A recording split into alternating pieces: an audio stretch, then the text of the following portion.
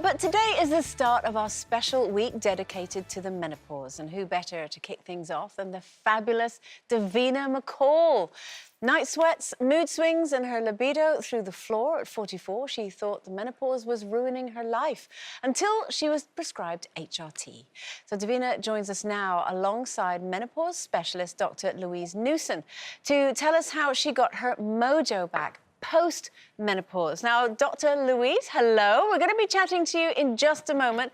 But first of all, Davina, welcome to our gang. Welcome to our menopausal gang.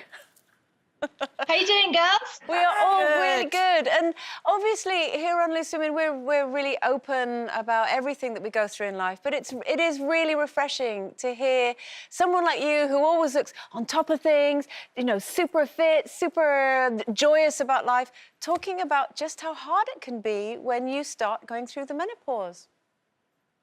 I had no idea what it was. I mean, nobody told me about it. I hadn't learnt about it in school.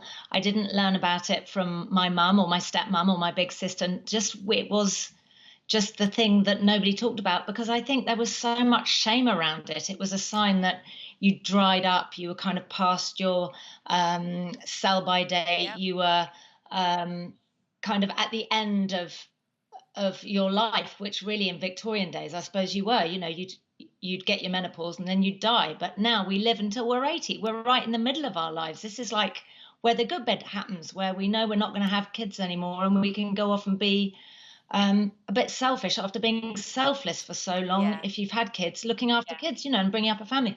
So I had these symptoms and I thought, what's going on? And they weren't very nice for me because obviously I'm a reformed addict.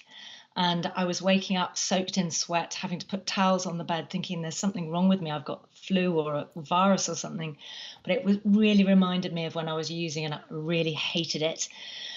And mood swings, shouting at the kids. I'm not a shouty mother at all. And then I'd end up crying in the car, apologising to the children, going, I'm really sorry. I don't know what's wrong with me. My keys were in the fridge. My phone was in the bin. Libido through the floor. It was just a nightmare. And then I did talk to my cousin about it, who's the same age as me, and she mentioned the menopause word. I was like, I'm too young. You were what, about 44 when this was happening? 44. So I probably spoke to someone about it because the symptoms were far and few between. My periods were regular.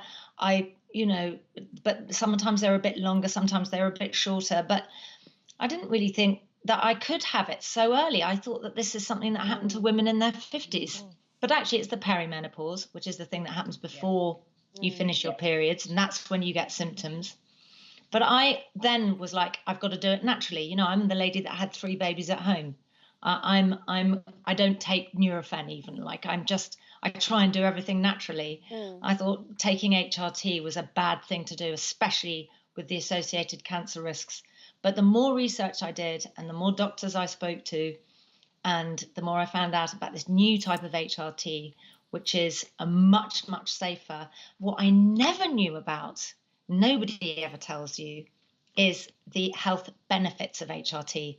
So actually the health benefits for me way outweighed the negatives, which I can't actually see there are many, because for me, obviously, I've got dementia running in my family. It massively reduces the risk of dementia, diabetes. It reduces your risk of heart disease by 50%, and it reduces your risk of, I can't remember the other one, but I'm sure Louise will tell you. God, what is it? See, that's menopause. Memory loss? Does it help with memory loss? Clearly not. The thing is, Davina, as well, it's so interesting what you say because historically, like you just mentioned, that women were considered to be on the scrap heap. Totally. But we were no longer of any use because we were beyond childbearing years. And my mum used to work in what they called a mental hospital back in the day.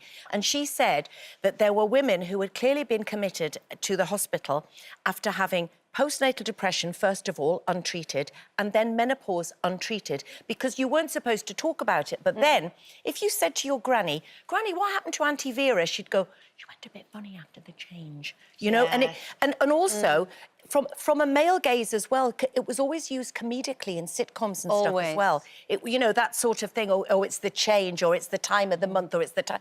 So it's it's interesting that you know, it's really interesting to talk about it, because I know that people used to try to shut down the conversation around it. Davina, you were told, weren't you, don't talk about it. And I can remember when I had I had a full hysterectomy, so I went into surgical menopause a number of years ago. And I was told the same thing. Don't talk about it. Don't mention it, because people will think that you're past it. People will think, like, I think you put it, that you're like a shriveled up old raisin rather than a plump and juicy grape. It's ridiculous. I mean, I think the other thing that, because I often feel, and I'm sure you ladies feel the same way, that it's almost my responsibility to fly the flag for, I personally, I don't think any of you are 50 yet, but I personally feel like I'm responsible for flying the flag for 50-year-olds to say, it's going to be okay when you get here. Like, and getting post-menopause is a really important thing for girls to see, that friends of mine have started businesses in their 50s, started going out clubbing again. I mean, when we can, you know, started, it's like being reborn. And you're feeling sexier as well, Davina, I see. It's giving you a new lease of life. Yeah, absolutely, I have, Brenda. And, you know, HRT's been a complete game changer for me. Me too. And not only, I'm doing it for the health benefits, really, as much as I am for getting rid of symptoms. But the other game changer, and this is something that women really don't talk about, and it's a hormone that we have more of in our body than we do estrogen, and that is testosterone. And I also use a topical testosterone gel, which is also revolutionized my entire life. Davina, I know that Dr. Louise can talk about that. Perfect. That's just what I was going to say. I'm going to bring in Dr. Louise Newson now. Now, this must be music to your ears, Louise, because finally women, you know, like us, and that we're very fortunate, we have a public platform, that we're able to speak out about something that half the population of the entire planet experiences, and yet for some reason we're not allowed to talk about, and also the benefits of something that can literally save women's lives is not being mentioned either.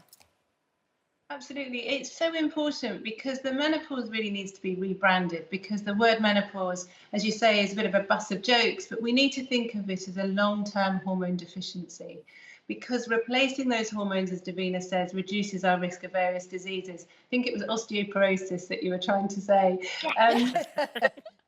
Reduces our risk of type 2 diabetes, obesity. You know, billions of pounds a year is spent on the NHS, let alone worldwide, on osteoporotic hip fractures, on the treatment of heart disease for women, dementia care. So we need to look at the health risks. And you quite rightly say there are women who are misdiagnosed with depression. Every week in my clinic, I see women who are suicidal. And that's purely as a result of their low hormone levels. And it's also, the average age is early 50s, but 1 in 100 women under the age of 40 have an early menopause, 1 in 1,000 under the age of 30. The youngest lady I've got in my clinic is 19. She was diagnosed with a cancer when she was 14 and had a menopause forced on her because of her hormone, because of her treatment affecting her hormone levels. So it's not even an old or middle-aged person's problem, it's a woman's problem. Yes. And it's 51% of the population in the world are women.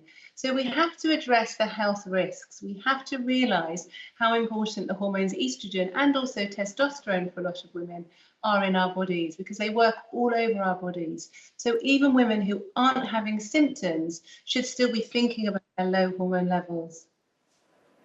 Louise, thank you so much for being on our show today. Can I ask a question? So in terms of menopause, I've heard that there's a sort of a thickening around the midriff, around your mid area, and a change of your body shape. Is that true, or is that just fictional? No, it's absolutely true. And what happens is the body really needs estrogen. Like Davina said, in the Victorian times, we used to die quite soon after our menopause. So we are designed to live with estrogen. Without estrogen, there are these health risks and symptoms. So what our body does is it tries to conserve any estrogen it has. And in fact, fat cells contain a very weak type of estrogen. It's not very effective, but it's all the body can do to make it. And these fat cells tend to be distributed around the midline. So many of us notice that changes, even though our diet's the same, our exercise is the same. And it's incredibly frustrating. There's a lot of women also who have a lot of symptoms such as reduced self-esteem, reduced energy, just fatigue, not interested in life in the same way. Yeah. So a lot of women, actually, their lifestyle changes because they don't want to exercise.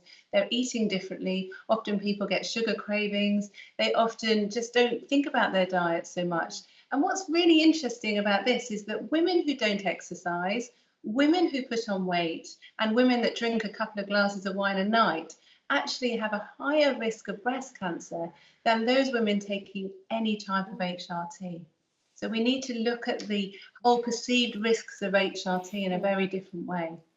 Do you know, Dr. Newson, Davina, thank you so much for coming on the show today and kicking off our Menopause Week. It's just brilliant to have women speaking out about it. And also, we wanted to let you know as well that if you want any more information on the menopause, go straight over to our website, clearly after the show, not while we're still on, because we've got loads more still to come, where you'll find lots of useful information that's been put together, especially for loose women, by Menopause Support Service Peppy. So thank you so much to both of you. Bye. Bye. Bye, Davina. Thank you. Bye, Louise. Thank you so much for joining us today.